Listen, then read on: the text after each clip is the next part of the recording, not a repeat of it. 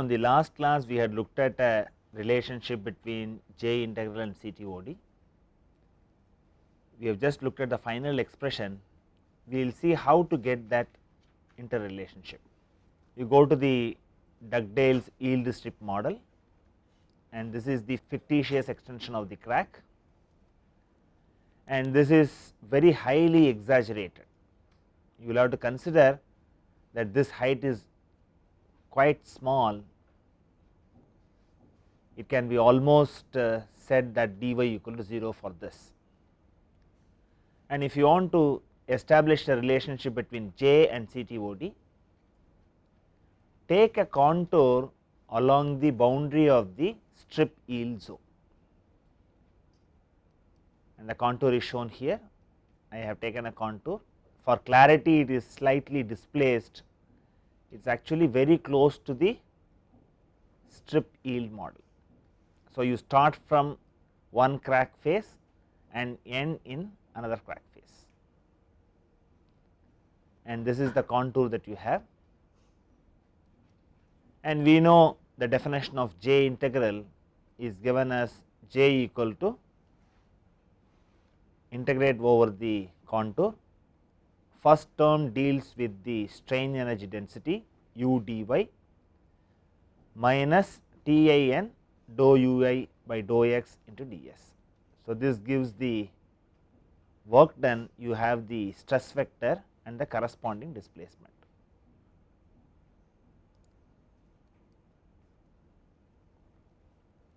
And as I mentioned, if the extent of plastic zone is much larger than CTOD, CTOD is nothing but this distance delta, and this is the extent of the plastic zone.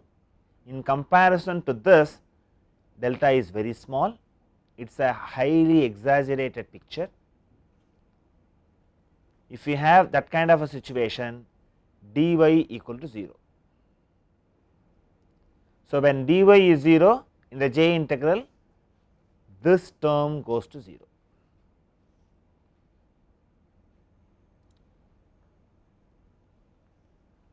And J integral simply becomes, I have traction which is nothing but sigma yy, which is compressive. So, minus of minus has become plus into dou uy divided by dou x into ds. So, this is what I have to evaluate.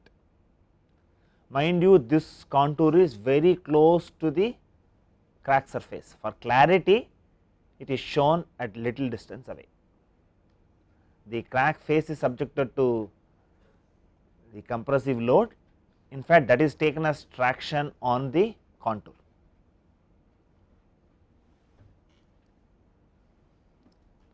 So, this is what I have to evaluate this quantity, and in order to do that, you define a new coordinate system with origin at the tip of the strip yield zone. I take x equal to 0 here, and x goes from 0 to delta A, and I define small x as delta A minus capital X. This is shown as capital X in the diagram, that is why it is taken in that fashion. So, I eventually get J equal to 2 times integral 0 to delta A sigma yy d uy by dx into dx. And if you look at what is 2 uy, nothing but delta at any position. Delta is actually twice the value of the displacement uy. So, if I use that identity, I get a simplified expression J equal to 0 to delta sigma ys into d delta.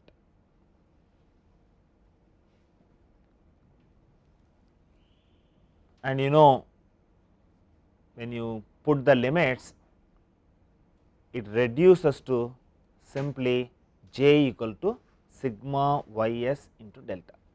In fact, this is what we had seen as the interrelationship in the last class,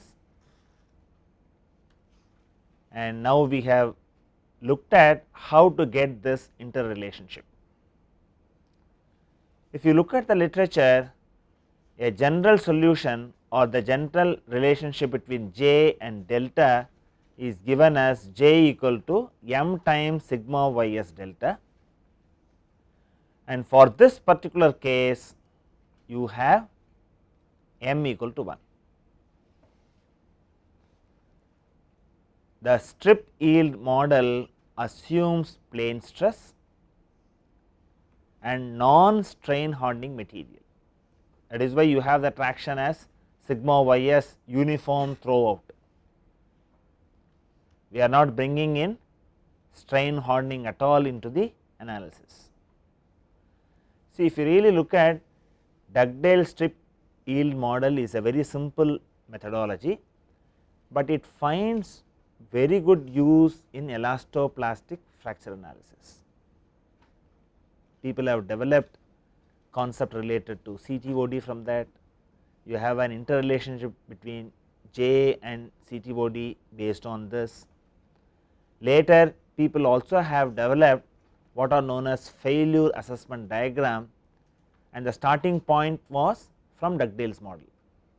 So, what you find here is J equal to sigma ys delta, which you get from Dugdale yield strip model, but the generic relationship you could have a factor which could be different from 1 in real elastoplastic fracture mechanics.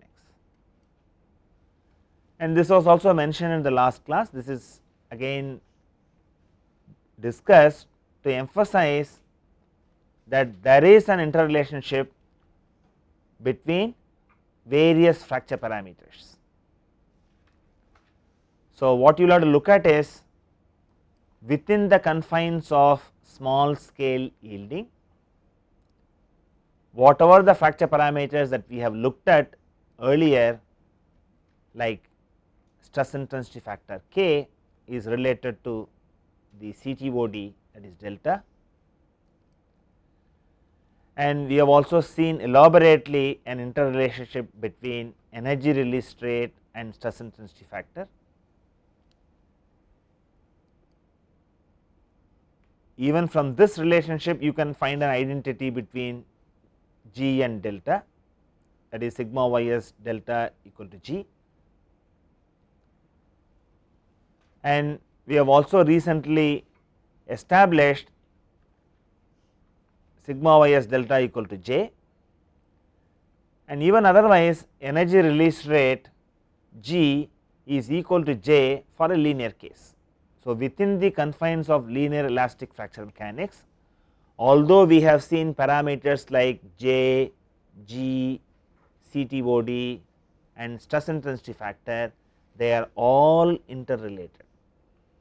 So, this gives a sort of a confidence that though the starting point in understanding the fracture behavior is different, they all converge to certain kind of interrelationship that gives there is certain internal consistency in our understanding of how the crack behaves within the confines of LEFM. The mathematical development in LEFM is much more refined than what you see in EPFM.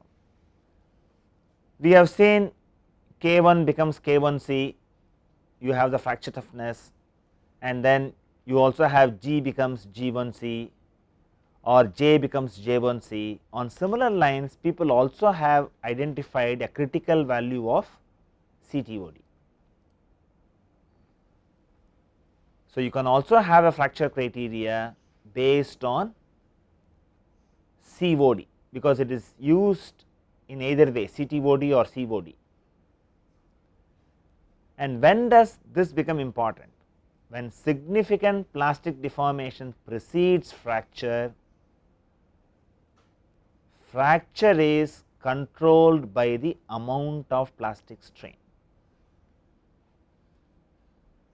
See, if you look at the need for COD, people wanted to extend fracture mechanics concepts when you have plastic strain significantly developed near the vicinity of the crack. When you have a larger plastic zone, LEFM will not be applicable, you have to look for other alternate. And what is mentioned is a measure of the amount of plastic strain is nothing but COD, it is actually CTOD, because we have looked at crack could be made to have a longer length because of the plastic deformation, and the original physical crack would have a displacement because of that, and that is actually CTOD. So, similar to other parameters, it is expected that crack extension occurs when COD reaches a critical value. So, that means whatever the delta becomes delta C, then fracture would commence. And it is assumed that it is a material constant independent of specimen configuration and crack length. See, if this assumption is not made, you cannot take it for practical geometry. Unless delta C is a material constant, you will not be able to investigate the fracture. Like we have looked at, fracture toughness becomes a material property under plane strain situation. Under suitable circumstances, you can take it as a material constant and proceed with it.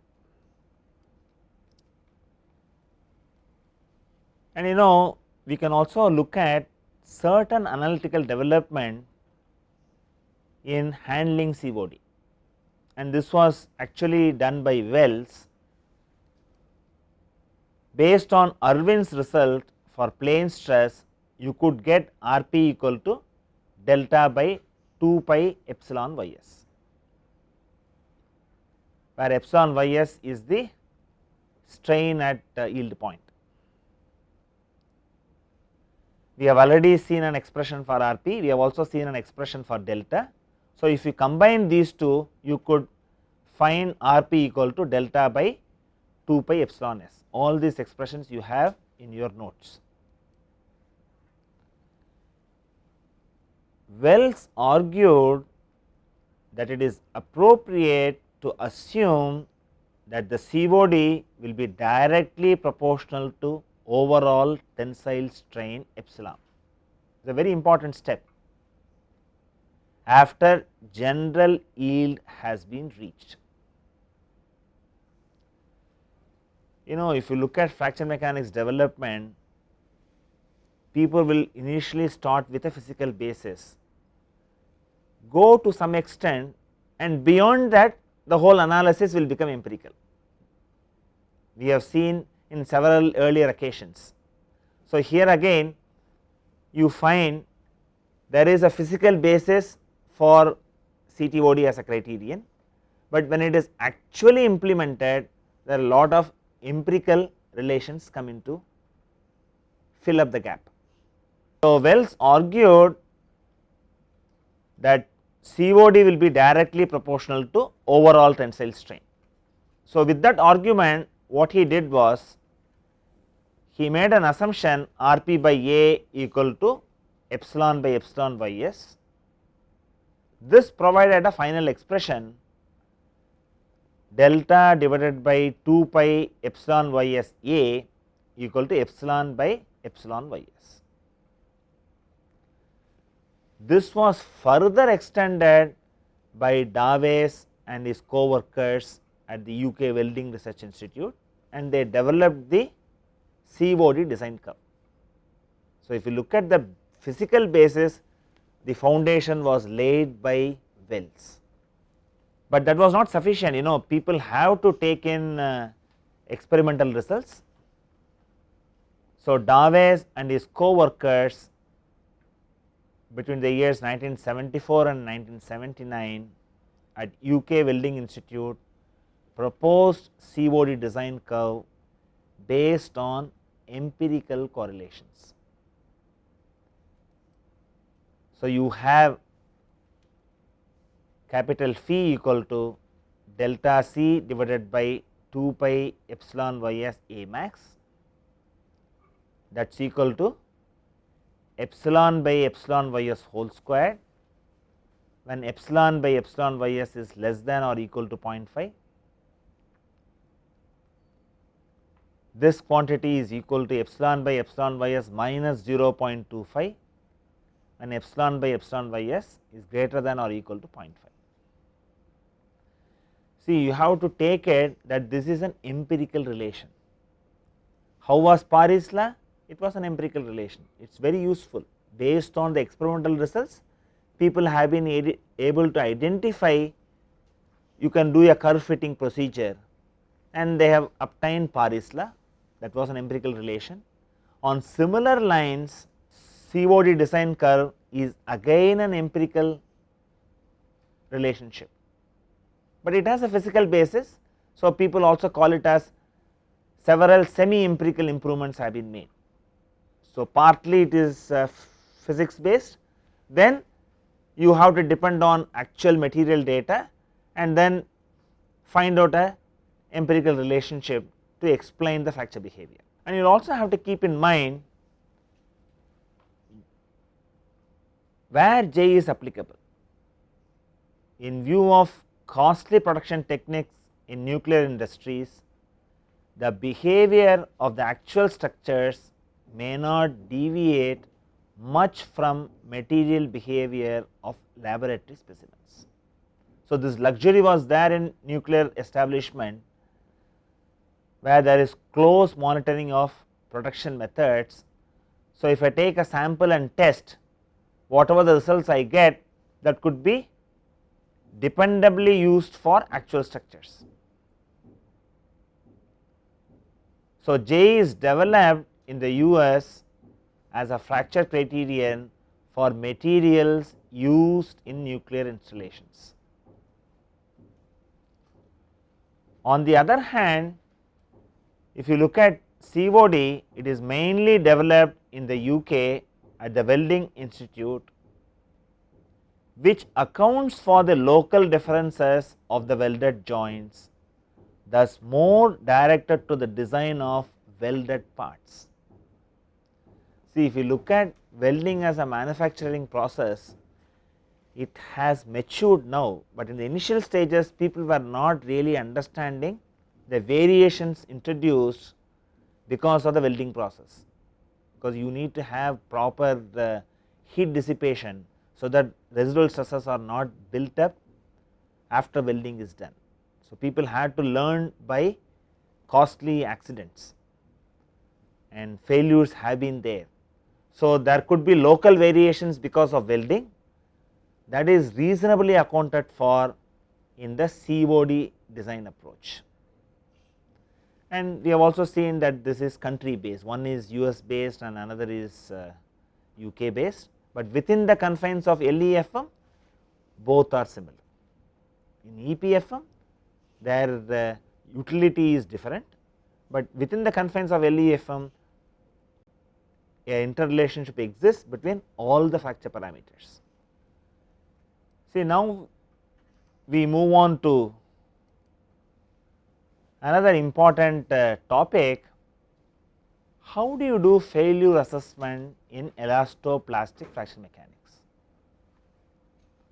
We say that we want to do fracture mechanics analysis, but when you come to failure assessment in elastoplastic fracture mechanics, it cannot be based on fracture mechanics concepts alone.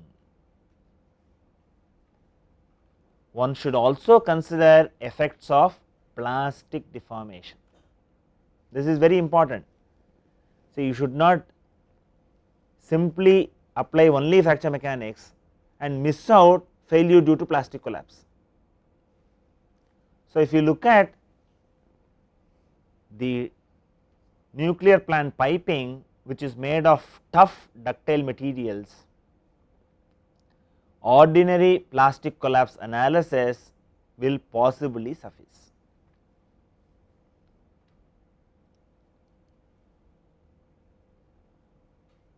And if you look at the failure assessment diagram abbreviated as FAD, is the most widely used methodology for elastic plastic fracture of structural components. In fact, in this class I am going to give you a flavor of it. I will give you what is the basic methodology without getting into much of the derivations. We will look at final results and apprise ourselves what is the utility of FAD and what is the motivation. Suppose I have a plate with a crack, I pull it, if the conditions are such, it leads to brittle fracture and the component separates into two. There is also another important concept which is depicted in this picture. The crack has grown in this direction in a self similar manner. If I have a mode 1 loading, that is how the crack propagates and that is what is shown. So, this is definitely a failure. So, when I have an actual component, I would like to ensure brittle fracture does not occur. Another aspect is, if the material is very tough and also if a loading is quite significant, you may find the net section is experiencing plastic deformation, and this is known as net section yielding. Because of this, the structure may collapse. So, we will have to investigate whether fracture would occur or plastic collapse would occur, and what are the parameters that control brittle fracture. Applied stress is a factor, size of the flaw, and what is the fracture toughness, which could be expressed in terms of K1C, could be expressed in terms of CTOD, could be expressed in terms of J1C, and definitely the component geometry, and you would say fracture occurs when K1 becomes equal to K1C. On the other hand, if you go to plastic collapse, this is controlled by again applied stress, yield stress as well as flow stress. You have to look at plasticity literature to understand what is the flow stress. Component geometry also plays a role, and collapse of the structure would happen when the net section stress equal to the flow stress of the material. So, the idea is you have to assess both the conditions for failure. You cannot leave out one over the other. You have to investigate whether there could be plastic collapse as well as brittle fracture possible. So, keeping these issues in mind, failure assessment diagram has been created. So, you have to look at, investigate and find out brittle fracture as well as possibility of plastic collapse, and the approach is like this. Before we get into the approach, we will also see the historical development. The FAD approach was originally introduced in 1975 by Dowling and Townley. Now, here is also very important. Around 60s you find the plasticity correction by Irwin as well as Dugdale's yield strip model, all of them came. Around 68 you had the J integral concept. Around 75 they had sufficient understanding on what is elastoplastic fracture mechanics. So, people looked at how to assess failure in EPFM. It is essentially driven by industries, In 1976, the Central Electricity Generating Board, abbreviated as CEGB in the United Kingdom, published the first procedure of FAD using two criteria approach.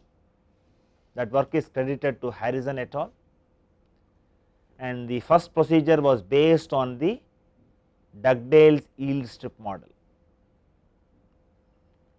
and they have also named the procedure as R6 procedure. Since the first publication, enormous changes have been implemented and the current procedure is called R6 procedure, which was revised in 1980, 2001 as well as 2009. As more and more experimental information pours in, people improve the procedure. So, this FAD approach helps to investigate whether brittle fracture would occur or plastic collapse would occur, or will it be controlled by EPFM concepts. So, this whole spectrum is looked at in this approach, and the basic procedure is as follows. You have a graph drawn between load ratio, which is put as LR in the x axis, and toughness ratio Kr in the y axis, and you have a failure envelope which is obtained like this, and if your actual structure lies in this zone below the curve, it is an acceptable region.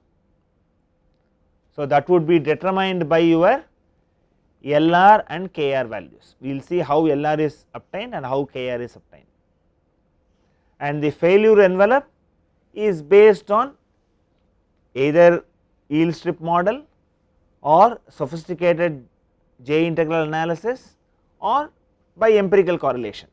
All three you find in the literature, and if your actual structure point lies outside this region, failure would occur. That is an unacceptable region. And on this graph, you could also identify failure basically controlled by brittle fracture in this zone. When Kr is quite high, brittle fracture predominates. When Lr is quite high, you will have plastic collapse, and in between it would be controlled by both brittle fracture and plastic collapse. So, when Lr is very high, you will have plastic collapse, and for your structure you will like to find out what is the kind of loading that it is experiencing. That will be judged by your Lr and Kr value, and if the point lies below the curve, then it is safe. Now, the question is how to get the failure envelope, how to define Lr, how to define Kr. Simplest approach is FAD using yield strip model. You define K ratio as K1 by K1C, is purely LEFM based, and you have stress ratio Lr as sigma by sigma c. Sigma c is a critical stress, it could be a flow stress, and the failure envelope is basically obtained from your yield strip model. This provides the interrelationship between Kr and Lr. So, Kr equal to Lr multiplied by square root of 8 by pi squared, you have the natural logarithm, then secant Lr pi by 2 and the whole power minus 1. And what happens here is fracture when K1 equal to K1C, that is obvious. That means brittle fracture would occur when Kr equal to 1, and collapse would occur when Lr equal to 1. Here we are not really considering strain hardening when I am using the yield strip model, and you have intermediate case when Lr is less than 1 and Kr is less than 1. And people have really looked at various types of failure envelopes, that is a FAD curve definition. You have this as Kr equal to Lr 8 by pi squared natural logarithm of secant pi by 2 Lr whole power minus half based on the yield strip model.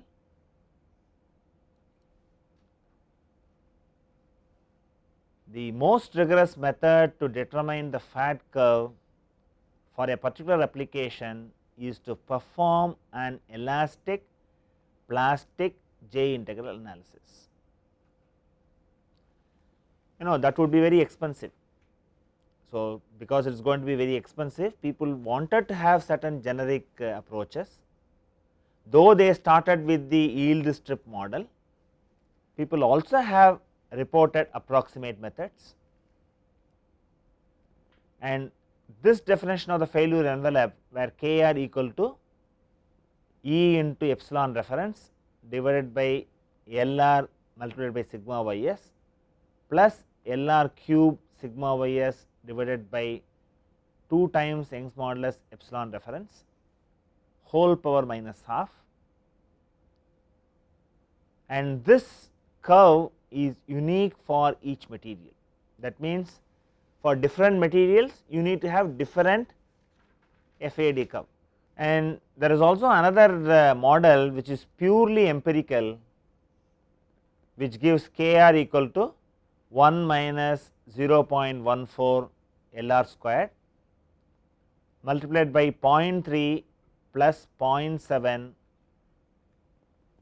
exponential minus 0.65 Lr whole power 6 for Lr is less than Lr max, and likewise you have other empirical relations quoted in the literature. See, the empirical approaches have found greater acceptance in applying fracture mechanics to actual structural components, because the problem domain is so complex. People have found by performing suitable experiments and collecting data, doing a curve fitting exercise is lot more profitable, and that is seen in FAD approach also. And to refine the analysis, the Kr and Lr definitions are suitably taken. There are many ways to get what is Kr. Kr is generally represented as K1 divided by K of material. We had seen earlier the denominator is K1C, that is only when you are applying concepts of LEFM. So, the whole analysis could be refined if you replace the definition of K material. If you have a J critical for the material, from J based you could calculate the K material. You use the interrelationship and then find out K, and you could also find out K material based on CTOD. So, K material is given as square root of chi into sigma ys delta critical multiplied by E divided by 1 minus nu square, where chi is a constraint factor, typically ranges from 1.5 to 2. So, what they do is, if you are doing a LEFM analysis, you simply say take K material as K1C. So, if you want to refine your analysis, modify this definition based on EPFM parameters like J1C or delta critical. So, what they find is, if you are able to get the failure envelope, and if your assessment point lies below that, then it is safe. If it is above that, then you will have to find out how to improve your design. So, this gives a flavor of what is the kind of failure assessment that people do in elastoplastic fracture mechanics analysis.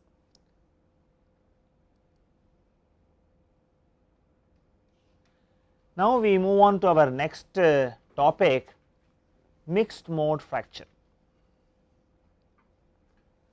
See, we have paid quite a bit of attention on mode 1 analysis, but that is not the way actual problems that you come across have only one mode 1 loading. You will always have combination of different modes of fracture in an actual situation.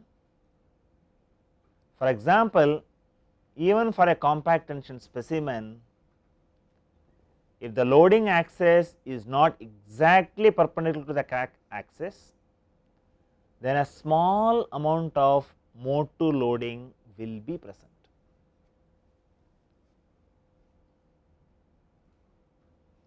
And we have seen in the case of mode 1, when K1 becomes K1C, catastrophic failure would occur. Similarly, for individual modes, the respective fracture toughness values decide the onset of fracture or crack propagation.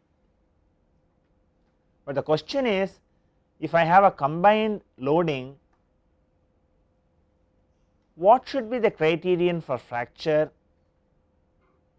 when more than one mode of loading is present? So, this is the first question.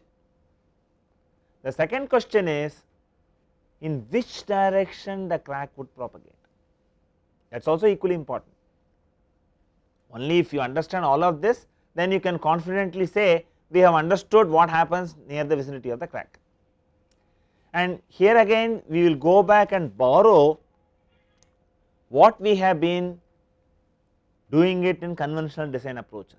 We simply perform one tension test, find out the yield strength, on that you devise the failure criteria. You have the Trusca yield model and von Mises yield model, and you had, even for simple problems, you had different failure theories. So, when you come to fracture mechanics, obviously the failure theories will be many, you have to anticipate that. And here again what we will look at is, initial methodologies would be based on a physics, but later empirical analysis have come to stay. So, that is the way we will look at it. So, we will try to find out what should be the criterion that I should use, and the secondary question is, what is the direction of crack propagation, and we have to understand how crack grows when it is subjected to different types of loading. I have a crack, center crack subjected to uniaxial tension here, and you find when the loading is sufficiently increased, the crack grows, which was like this, horizontally like this. This is known as self similar crack growth. You need to understand this terminology. When a crack is subjected to mode 1 loading, you have self similar crack growth. Suppose I take the same panel and apply pure shear, how does the crack grow? The crack grows at an angle, it does not propagate in a self similar manner. So, you have to realize, depending on the kind of loading, the crack growth direction can differ. So, in the case of pure mode 1, and if I have an isotropic material, I have self similar crack growth. When I have a mode 2 situation, the crack grows at an angle. So, my theory should be able to predict this angle precisely, then I will accept the theory. That is the way you have to look at it. The question what we are going to look at is, suppose I have a combination of mode 1 and mode 2, how will I judge when the crack would become catastrophic, in which direction the crack will grow, what way I can get this kind of an answer. One of the simplest approaches, we will go to the energy method. So, you do the energy balance criterion. For the combined loading situation, since energy is a scalar quantity, energy due to individual modes can be added. you have all these expressions. You have expression for G1, G2 and G3. It is separately written for plane stress, it is separately written for plane strain. So, what I could do is I could simply say sum all these individual energies. There should be a critical value for the total energy, and that could decide when the fracture would occur. And if you look at even for this interrelationship which we have obtained, it assumes coplanar crack extension.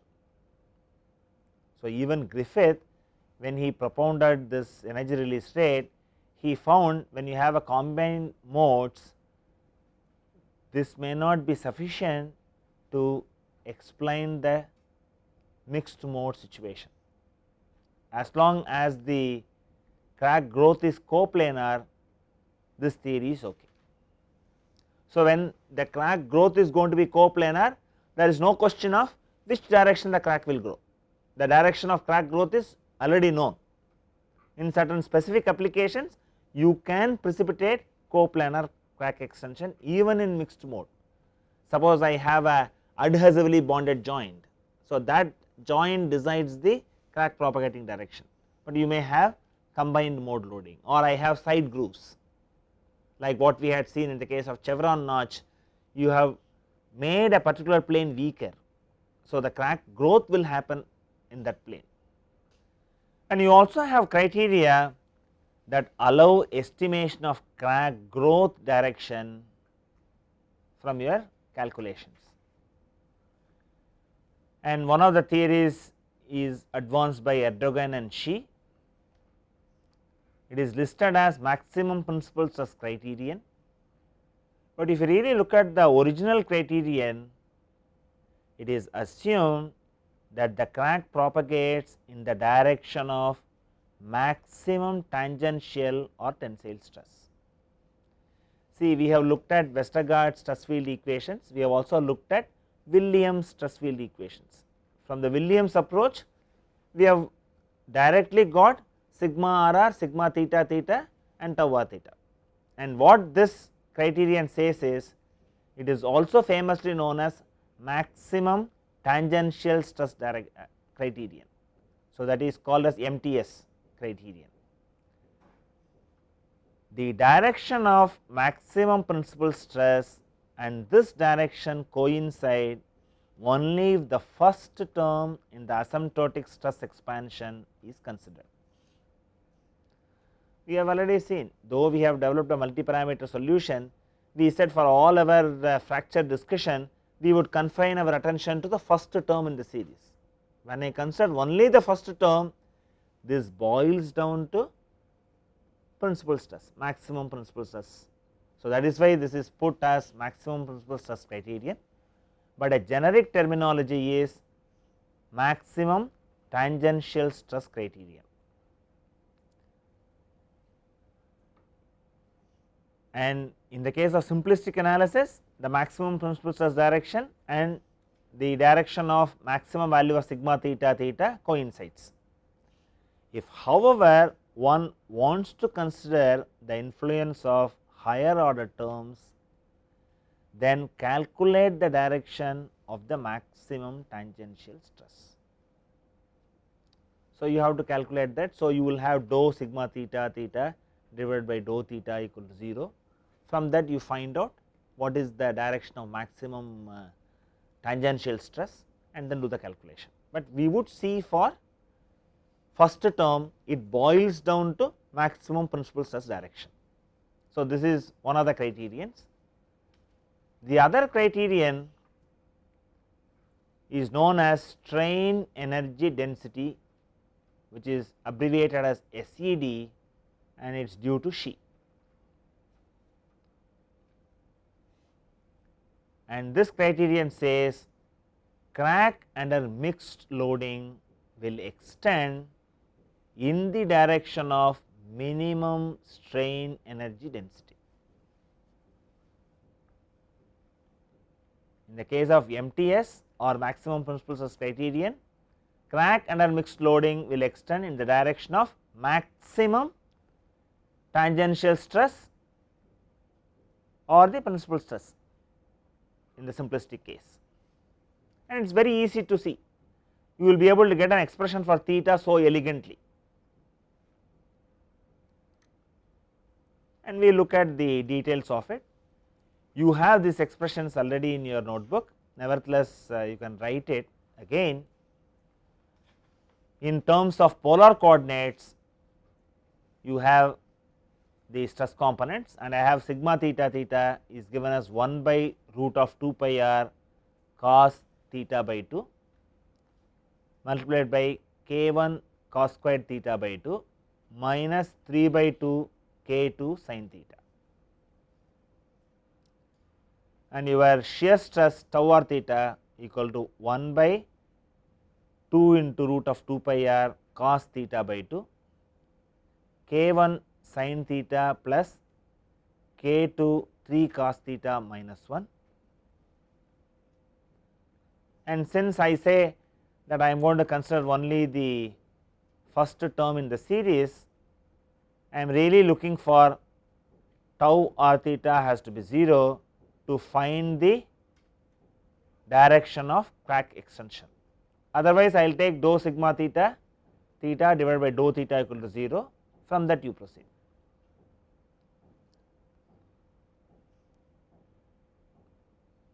This gives me a very important relationship for me to find out the crack growth angle. So, what I have here is, let theta be theta m at which crack grows. For me to have shear stress to 0, I get a equation k 1 sin theta m plus k 2 3 cos theta m minus 1 should be equal to 0.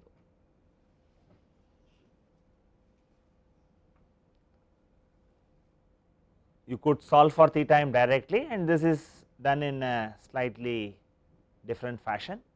You express sin theta m as 2 sin theta m by 2 into cos theta m by 2. Likewise, you expand cos theta m, you get an expression involving these terms.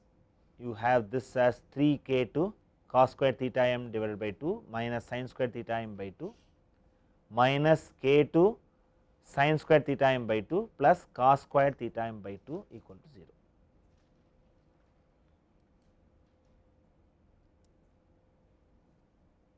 Which could be simplified to 2 k 2 tan square theta m by 2 minus k 1 tan theta m by 2 minus k 2 equal to 0. And this gives me an expression to get the value of theta m. I have tan theta m divided by 2 equal to 1 by 4 k 1 by k 2 plus or minus 1 by 4 square root of k 1 by k 2 whole square plus 8. So, in a given problem, if the individual stress intensity factors are known, the MTS criterion provides you how to calculate the possible crack growth angle. The second question is, when will the fracture occur? Because I need to know how to find out the onset of fracture. So, that comes from substituting in your expression for sigma theta theta, theta equal to theta m. For a pure mode 1 case, theta m equal to 0 and k 1 equal to k 1 c. So, in a given problem, when this quantity, that is k 1 cos cube theta m divided by 2 minus 3 k 2 cos square theta m by 2 into sin theta m by 2 reaches the fracture toughness in mode 1, fracture would occur.